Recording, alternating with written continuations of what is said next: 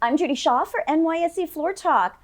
I'm at the Ford Center at the Star in Frisco, Texas, and joining me today is John Merris. He is CEO at Solo Brands. John, it is wonderful to have you on Floor Talk, and I'm here in Frisco, Texas. Thanks for joining me today. Yeah, super crazy. It's amazing to have you guys down in Texas. Thank you. Thanks. So now, John, you went public back in 2021. Now, talk to me about your growth and profitability since you went public, and what do you see as the key momentum drivers for the company? Yeah, it's been an interesting year and a half or so since we went public. Different environment than, say, the teens in the 2000s and then into 2020, 2021. COVID happens, we're in the outdoor space, direct to consumer, so we were just ripping through COVID.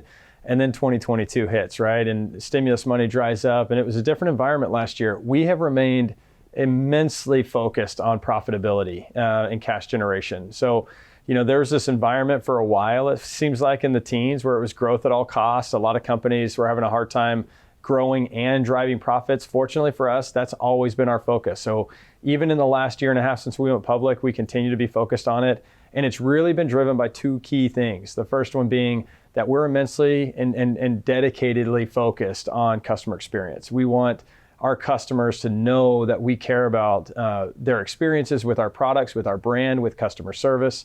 And we've remained very consistent about that. And I think the second one has been really a parlay off of customer experience, which has been product innovation.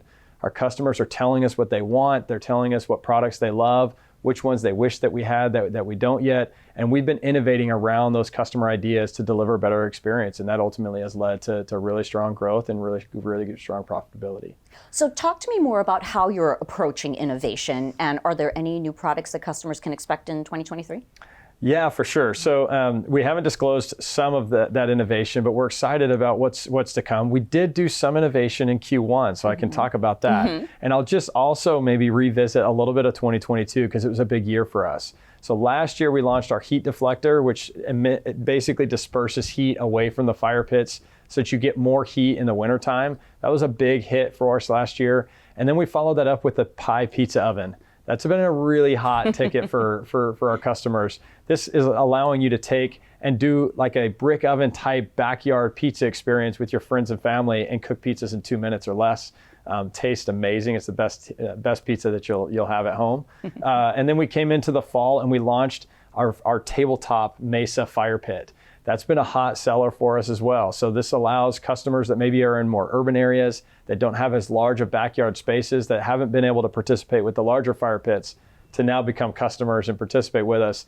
And then later fall, ahead of the winter season, launched our first patio heater, which innovates around like the typical kind of tree-looking type patio heaters that you see at a restaurant, but allowing you to take that to your house. And it emits heat much farther, so like 8-foot radius around your patio heater. So that was 2022.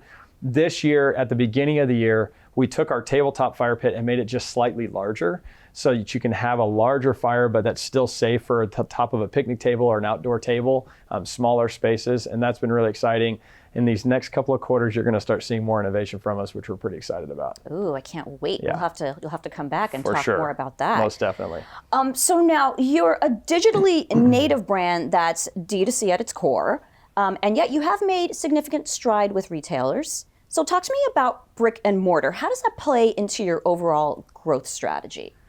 Yeah, our ticker is DTC, direct to consumer, and a lot of people have asked us about this because it's like, how does that fit in if you're so heavy on direct to consumer? And what I like to say is DTC to us means a relationship with our customers. And what we found last year as we rolled into a different environment is we can build the same type of relationship that we are through online sales as we are through our brick and mortar retail partners. And we saw that play out.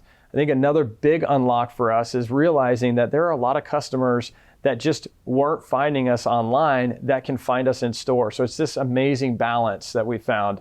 We are very omnichannel at this point, meaning that we'll sell online direct to our customers, but we also have these amazing partnerships that we've built with Dick's Sporting Goods and Academy and Ace Hardware and Costco. And we look to continue to grow and enhance those relationships, both in spreading to more doors, but most importantly, getting more real estate in the stores and with the partners that we're already with.